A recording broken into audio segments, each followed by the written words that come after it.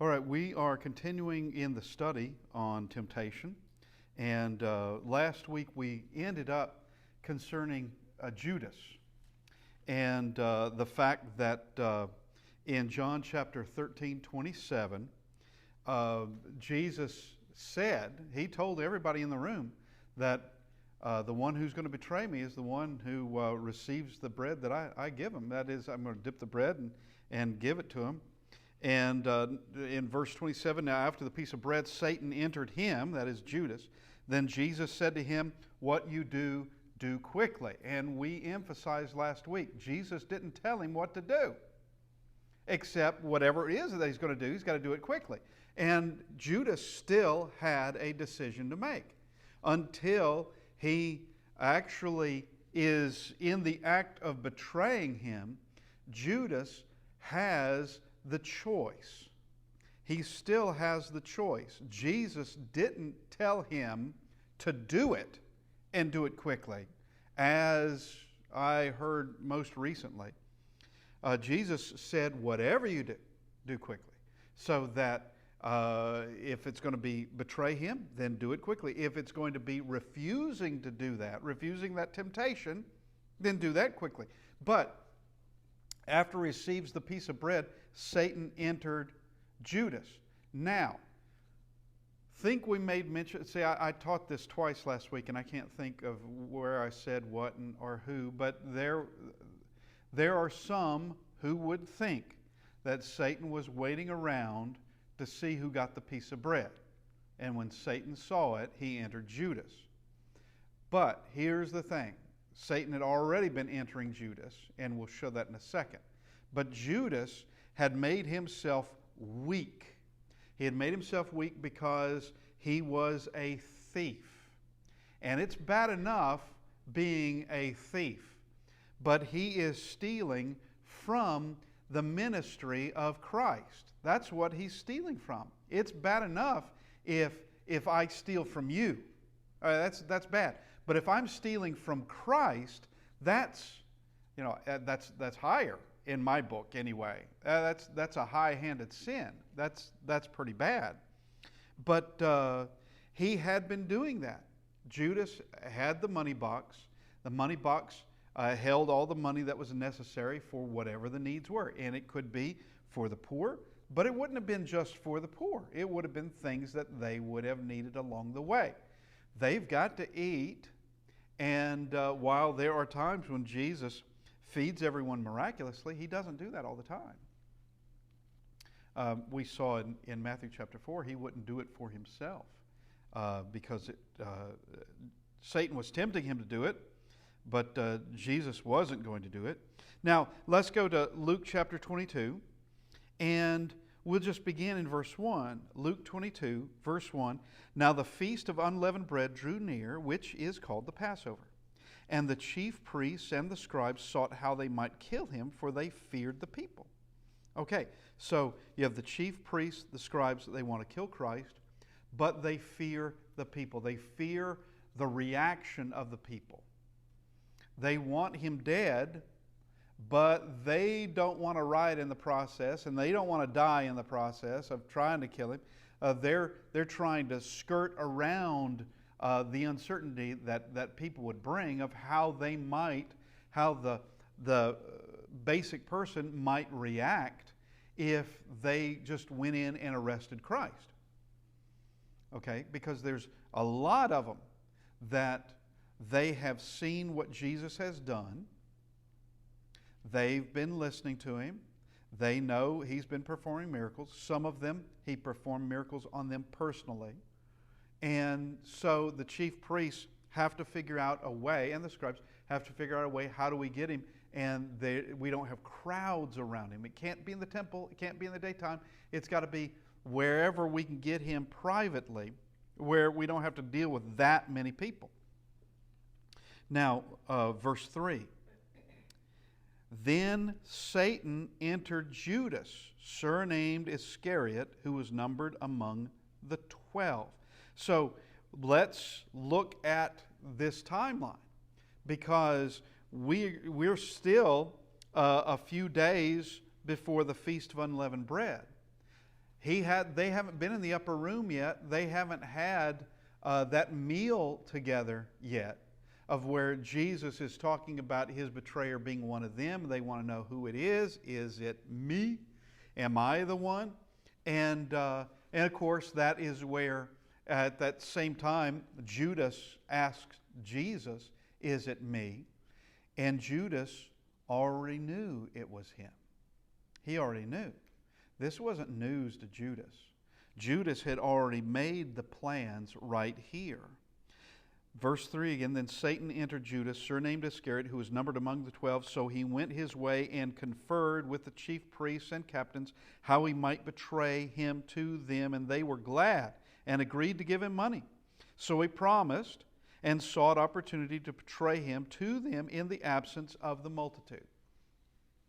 So why do you need a Judas?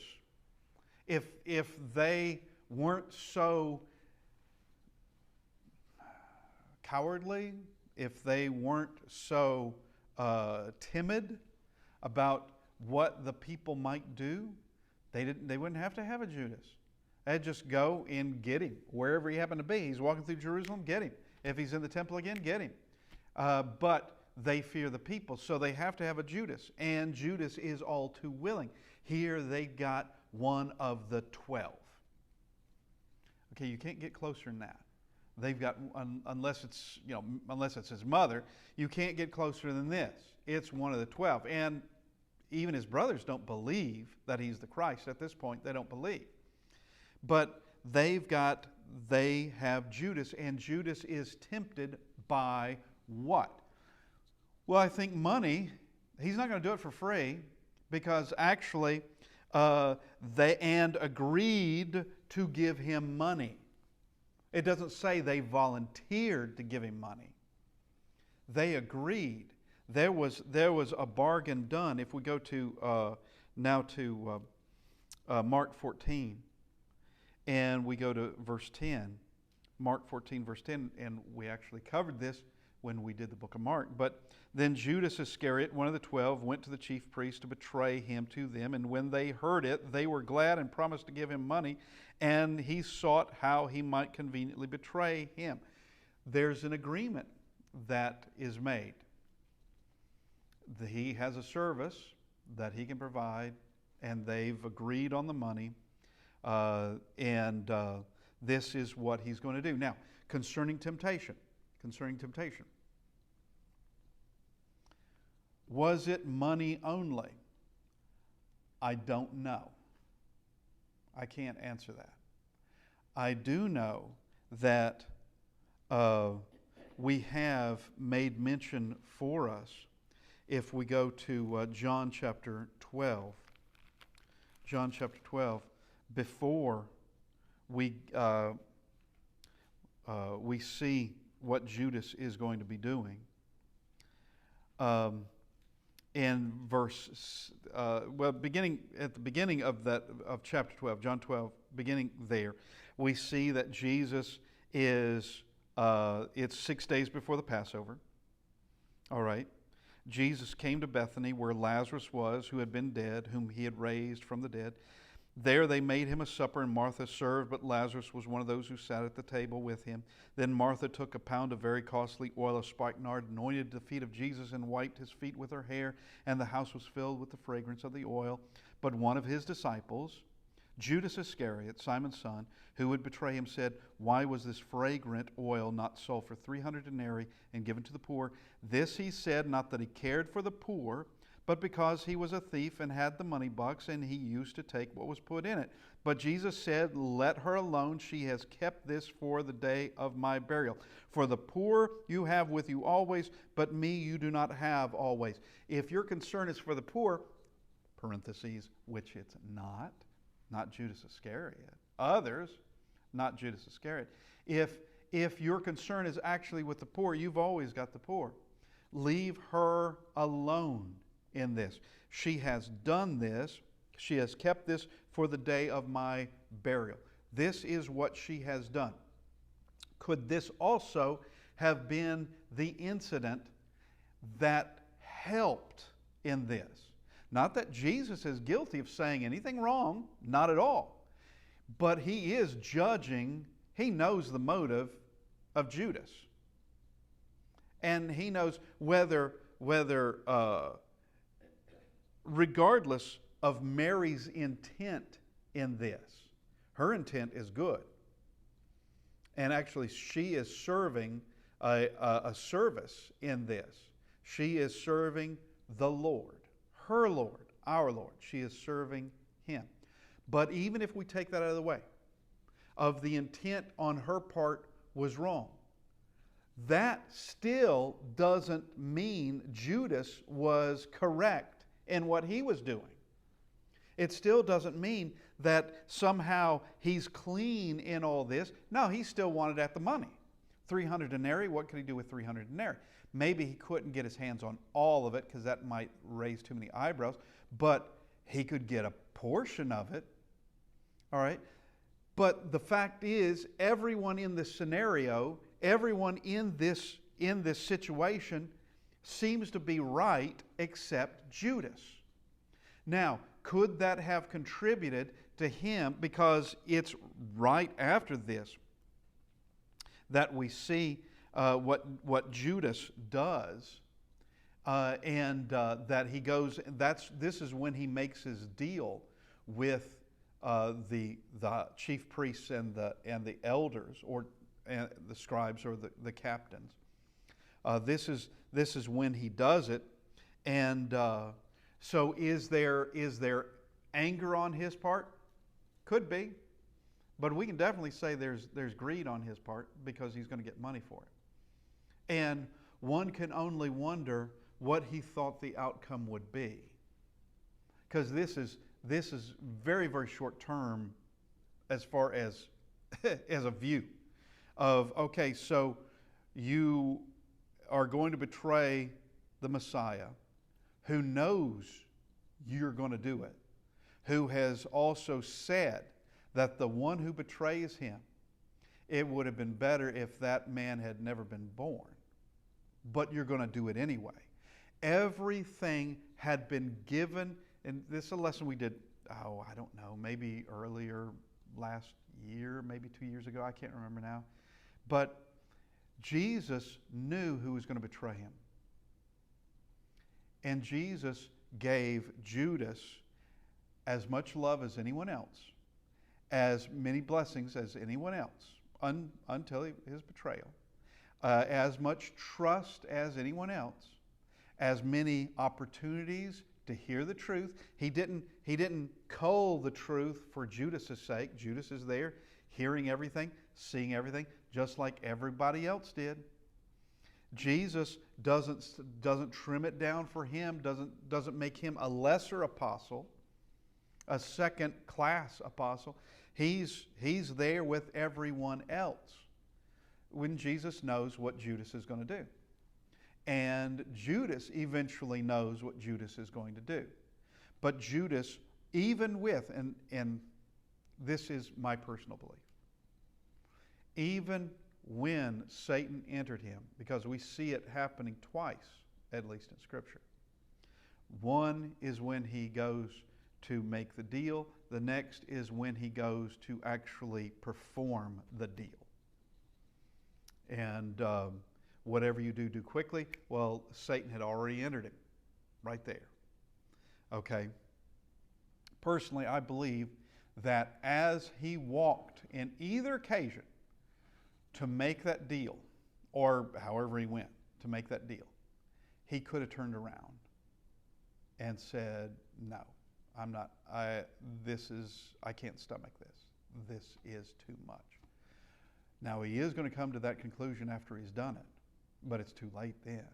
Too late to change it. He could still repent, and he would still be accepted. But the fact of the matter is, Judas hates himself. It is supreme loathing of himself, and he kills himself. He is the one who is prophesied by Zechariah, and I doubt that Judas even knew it, even after the fact. Before the fact, he would not have known, but after the fact, I'm not sure that he knew it. Nevertheless, he helped to kill the Christ. And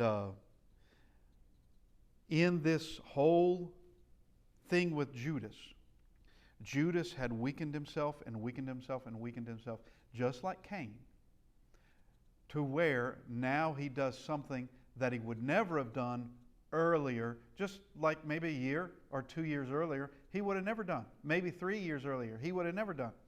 Of teaching concerning the Messiah, teaching concerning the kingdom of heaven is at hand, those things, and slowly, Satan is able to manipulate him more and more and more. And he becomes weaker and weaker. Now, let's shift gears just for the rest of this. And we need to discuss examples that are, and Judas would be an example, obviously, but examples and some very prominent scripture on this subject. And let's go to 1 Corinthians chapter 10. We need to go there, but I'm going to make mention concerning that of Proverbs 14:12 and 16:25. They say the same thing. There's a way that seems right to a man, but its end is the way of death. There's a way that seems right, but it's not right. And it actually leads to death, is where it leads. It leads, if it's not right, that means it's sinful. And if it's sinful, it leads to death. But there is a way that it seems right. It looks right. I've looked at this thing from every angle. It looks like this is the right way. This is the right decision. Well, it can seem right. It can feel right. It can, everyone get together and we vote that it's right, but that doesn't mean it's right. How could we possibly know if something was right or not? Is we have to look from the Word of God whether it is right. That has to be the guide. Otherwise, it's what you feel, it's what I feel, and it's what everybody else feels, and it's all subjective. Right and wrong suddenly become subjective. When Judas was going to betray the Christ, do you think in his mind he was thinking it was the wrong thing to do? Now, afterwards he did. But while he was doing it, did he think that? I don't think he did. Now, maybe, but I don't think he did. But we can certainly point out some places where people thought they were doing right and they weren't. You go back into the book of Judges, and speaking about in those days there wasn't a king in Israel and everyone did what was right in his own eyes. And what do you get in the book of Judges? You get a lot of chaotic activity. There's a civil war where one tribe, Benjamin, is almost wiped out. There's very, very few of them left. And it would remain the smallest tribe thereafter. It would never reach up to the size that the other tribes became, because it was almost wiped out. But let's go to 1 Corinthians chapter 10, and we want to read this. Here we have examples. The example of Israel in the wilderness, and that the events there in the wilderness are examples for us to learn by. There are universal principles, eternal principles that are always in play. They're always in effect. Now, verse 1. So 1 Corinthians 10, verse 1. Moreover, brethren, I do not want you to be unaware that all our fathers were under the cloud, all passed through the sea. All were baptized into Moses in the cloud and in the sea. All ate the same spiritual food. All drank the same spiritual drink, for they drank of that spiritual rock that followed them, and that rock was Christ. Now, we can take what he just says, what Paul just says concerning Israel, and we can say the same thing concerning Judas. Same thing. That all of those followers and all of the apostles, that they ate the same spiritual food, they drank the same spiritual drink, they drank from that spiritual rock that followed them, and that rock was Christ, or the rock that they followed. And so here we have Paul talking about what occurred in the past. Yet, having had the same spiritual drink, same spiritual food, following the same rock, some of them fell away, which is precisely what he says could happen even to him. In chapter 9, verse 27, he says, "But I discipline my body and bring it into subjection, lest when I have preached to others, I myself should become disqualified." What does he mean by that? He's talking about that he was, just a few verses, talking about that of running the race. And running the race so that you can obtain the prize.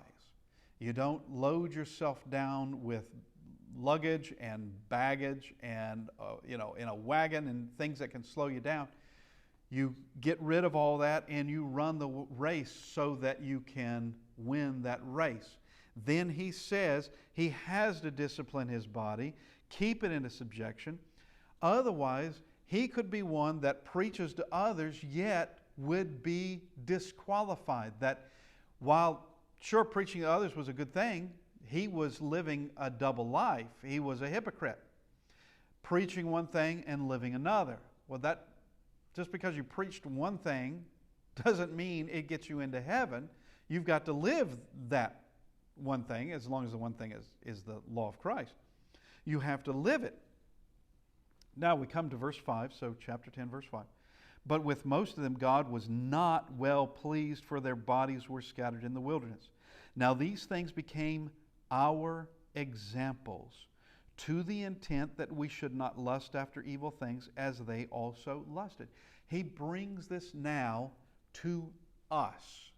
To the First Corinthians. To the church at Corinth, yes, in that day, and to himself, and to everyone else, and to us. "These became our examples to the intent that we should not lust after evil things as they also lusted." There's your temptation. There's your temptation.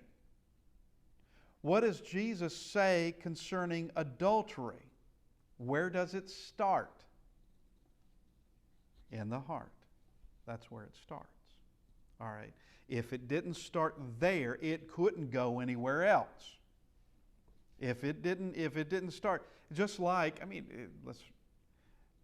you didn't start your car, the car's not going anywhere. Okay? If you didn't start it, it can't go anywhere. With sin, with the desire of sin absent from your heart, you can't be tempted in that. You can't be. Now, things can be brought in, obviously. And Satan can work on us in numerous ways to try to bring in those desires. And we see it everywhere. Our culture is flooded with pornography and with hatred and with violence and with themes of revenge and themes of injustice and themes of one thing after another, after another, after another. Where do you think it's originating from? Do you think that the people on their own came up with this? No. It's coming from Satan. It's coming from Satan, who wants us in every kind of way to corrupt ourselves. Pick and choose which one you like. Pick and choose. He doesn't care. Now, coming back to this, they are lusting after evil things, and verse 7, "And do not become idolaters, as were some of them, as it is written, the people sat down to eat and drink and rose up to play." So that's Exodus 32 in verse 6. nor let us commit sexual immorality as some of them did, and in one day 23,000 fell. What's he saying in this? That Israel, all of them were taken out of Egypt. All of them were being led through the wilderness, and they're going to end up in Canaan as promised. They're going to be delivered there as promised. So they've been delivered out of Egypt, right across the Red Sea, actually walking on the ocean floor, on the sea floor of the Red Sea. They're all absolutely delivered, yet they die in the wilderness by His hand. Why? Because they sinned. So they could fall away. They did. So I think that we could say, yes, they fell away. Why is He telling us? Because we too can fall away. That's why He's telling us. We can fall away just like they did. Otherwise, this doesn't even make sense. If we can't fall away, it doesn't make sense. And why tell us that 23,000 fell if somehow it doesn't apply to us? Nor, verse 9, nor let us tempt Christ, as some of them also tempted and were destroyed by serpents. Nor complain, as some of them also complained and were destroyed by the destroyer. Verse 9, now all these things happened to them as examples, and they were written for our admonition, upon whom the ends of the ages have come. So all this has, the recording of it and the keeping of it has a purpose. We are to learn not to do what they did. They were rescued by God. They were fed the same things. They drank the same, had the same source. Their teaching was the same teaching. There's nothing inconsistent in all this, not coming from God.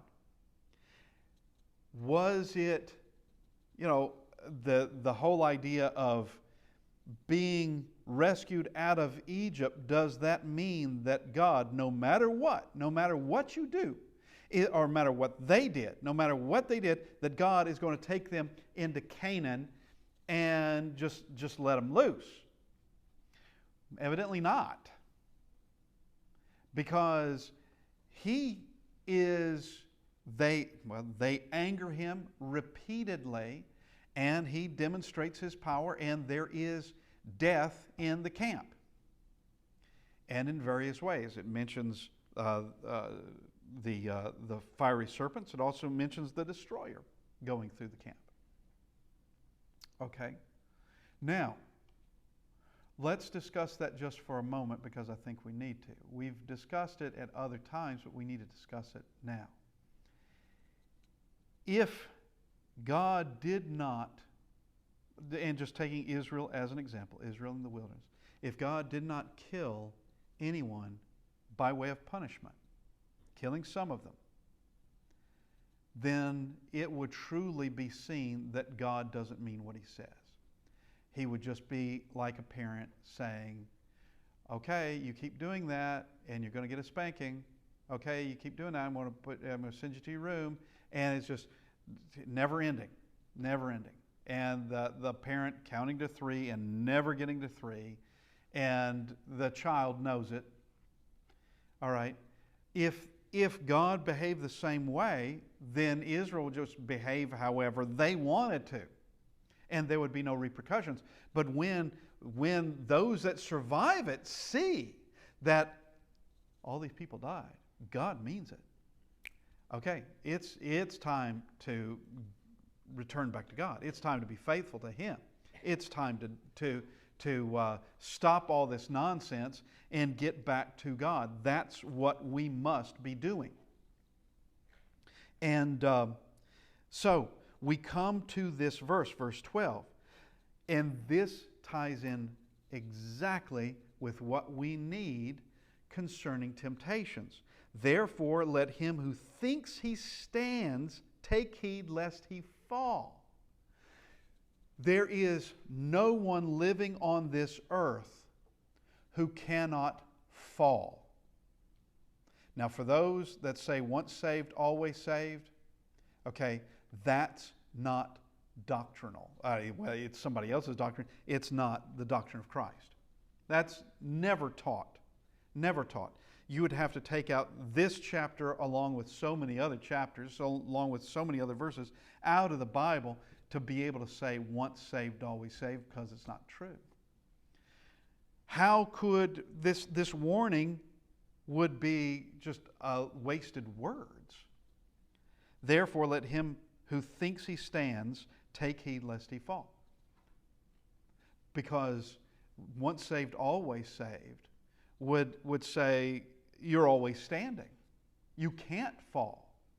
Once saved, always saved would just give the reassurance to everyone that no matter what you do, you're accepted. No matter what you do, you cannot fall. No matter what you do, don't worry with the what you read in the Old Testament, because it doesn't apply anymore.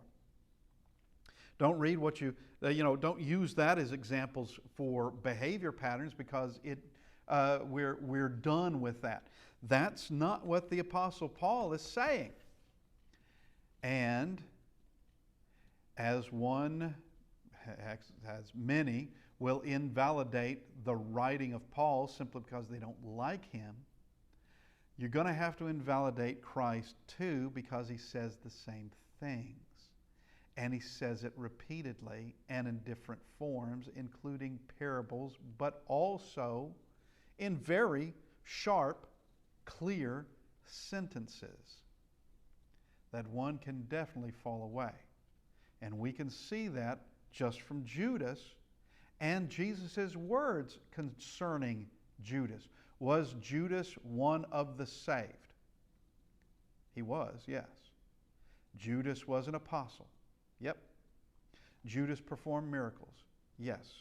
Judas preached. Yes. Did he preach faithfully? I can only assume he did, because it never says he preached something else. That evidently he preached faithfully. And yet Judas by transgression fell. I'm not making that up. Aside from the fact that, as we already mentioned, Jesus talking about that whoever his betrayer was, it's better that man weren't even born.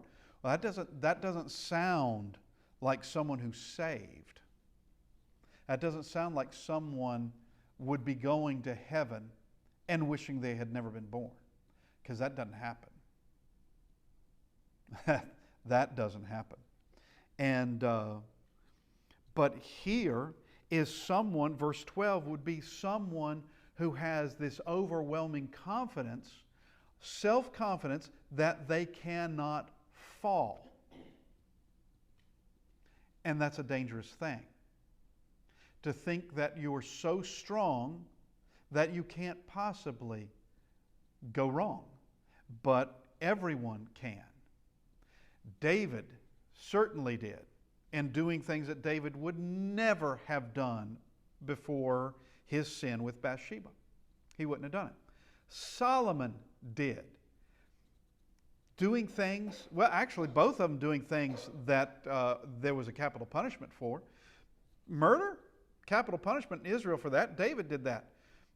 Solomon, building these shrines to foreign gods, there's capital punishment for that in Israel. Okay? They're both in situations where one would think, this person doesn't fall. This person can't fall. And yet they both did. And to be honest with you, I don't know if Solomon's saved or not. I can't answer that question. I have no idea. The things that he was doing in the latter part of his life, I don't know if he straightened any of that up or not before his death. But verse 12 is a warning to us all that we will never be so strong that sin will not be a problem. We will never be so strong, and that we will always need God's help And no flesh is going to be able to boast. No flesh is going to have glory over God. None.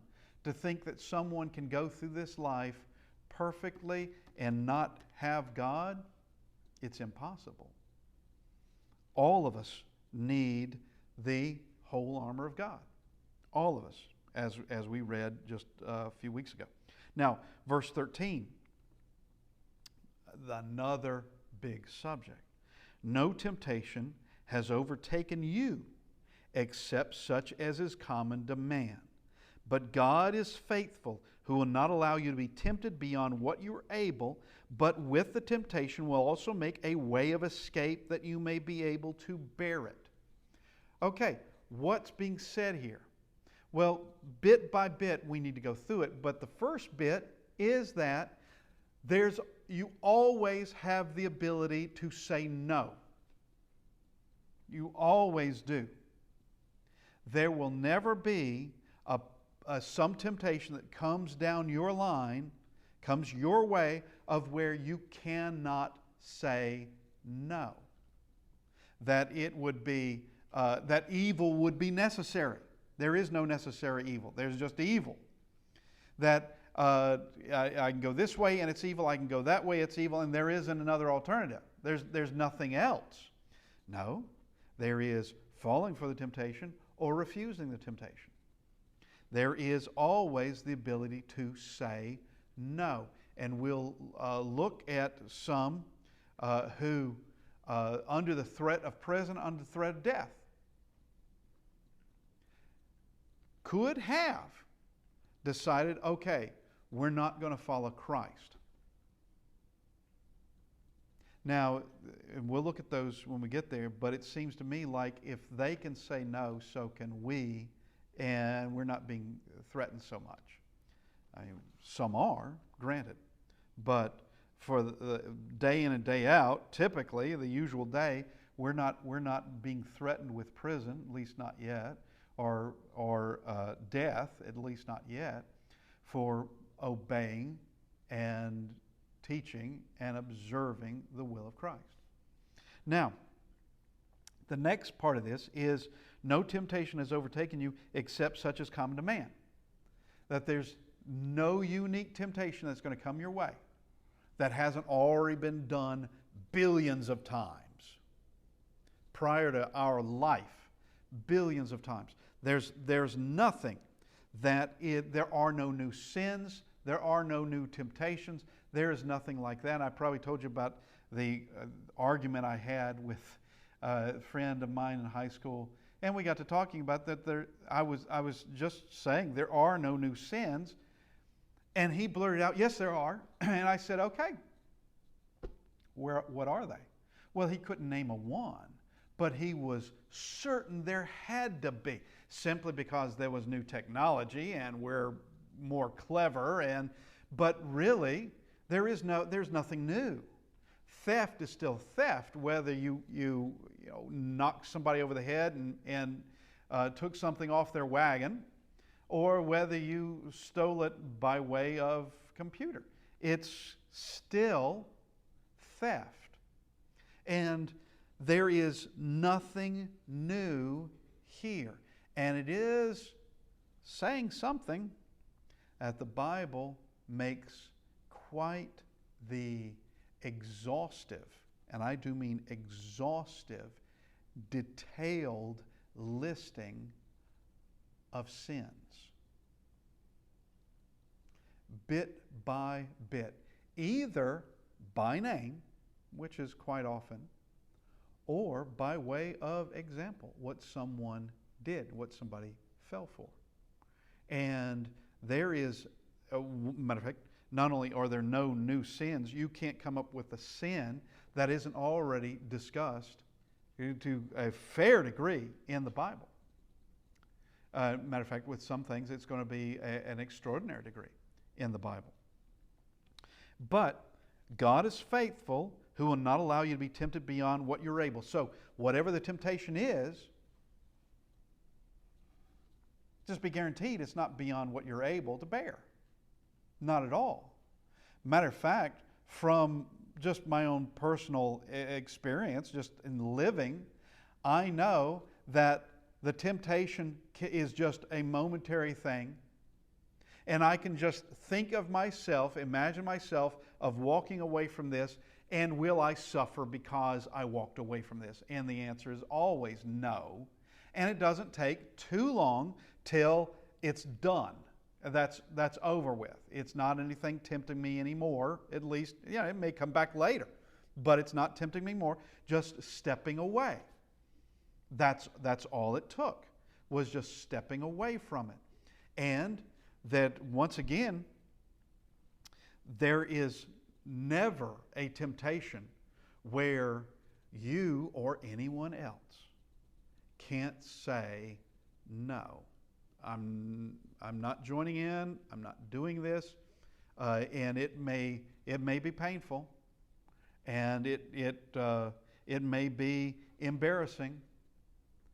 But it's better to be embarrassed today and suffer a little bit of pain today and be faithful to God to be rewarded tomorrow. Much better. So here is one of the things we need to understand concerning temptation is God's not going to allow you to have something you can't bear. And there's not anything new that others haven't already gone through and successfully got out of. And personally, I have also seen this and I can't really give you the details in it, but have in fact seen with my own eyes of individuals either giving into temptation, same thing, same situation, giving into it or making their way out of it, of where they don't sin. I have seen it. And it is by way of the strength of the individual and a willingness of the individual to just walk away from that. Just, I'm not giving into that. I'm not going to do what others might do, and having no idea that they were being observed in the least, but just moved on. And at any rate, no one is going to be tempted beyond what they're able, but with the temptation will also make the way of escape that you may be able to bear it. You can bear it. You can withstand all of this. And we'll just go ahead and go to Acts chapter 4. Acts 4. Beginning in verse 19. Well, Acts 4, we have Peter and John. In chapter 3, they healed a lame man. And they began preaching at the temple there at Solomon's porch, which is a large area. They could easily have been preaching to thousands of people, easily. The temple complex was huge, and there were places where large groups could gather. There wasn't seating. You either had to stand or you were going to have to sit on the stones. But they could easily have been teaching to 1,000 or more people. And we see where the captain, in chapter 4, verse 1, the captain of the temple and the Sadducees came upon them. And verse 2, being greatly disturbed that they taught the people and preached in Jesus the resurrection from the dead.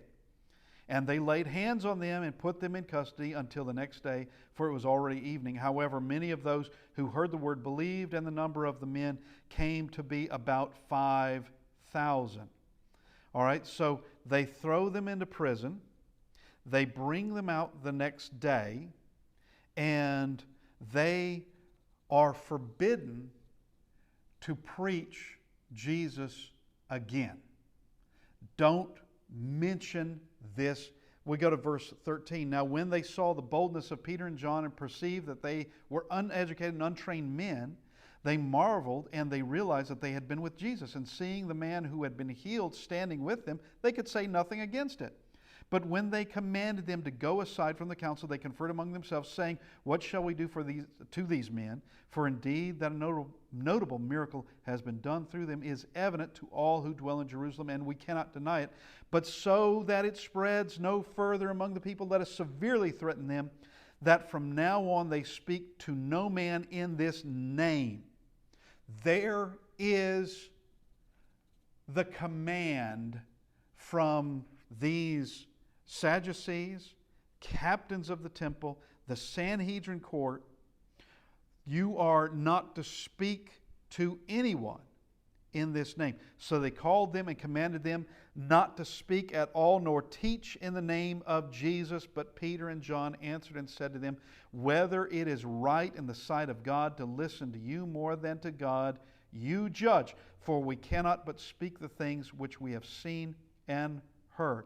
So when they had further threatened them, they let them go, finding no way to punish them because of the people, since they all glorified God for what had been done. For the man was over 40 years old, on whom this miracle of healing had been performed. So here we have the power there in Jerusalem saying, you're never to speak. You're never to teach in this name. Do not speak this name. Teach no one ever again. Okay.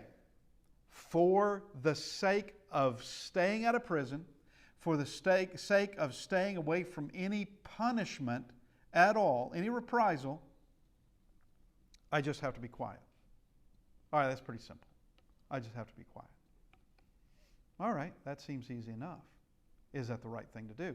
Now they say, whether it is right in the sight of God to listen to you more than to God, you judge, but we cannot but speak the things which we have seen and heard.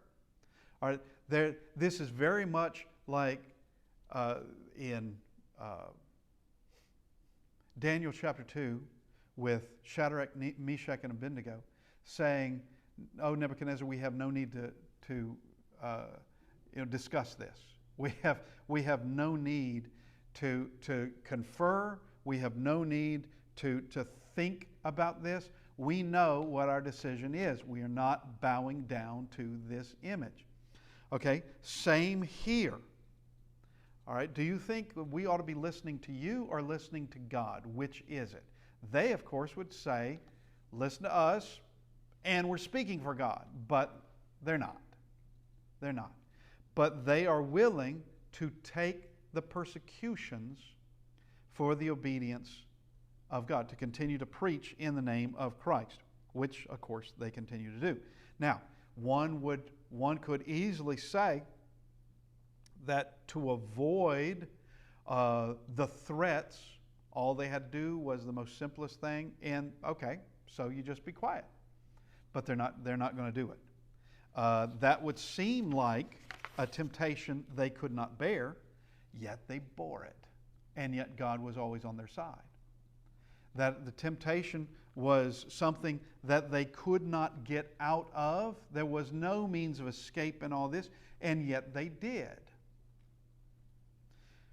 All right, I want to thank everybody for being with us and appreciate this study. And this is the last part of speaking concerning temptations. We could go more, but I think that we have given it a fair go. And we will continue with a new study next week. Thank you, everybody.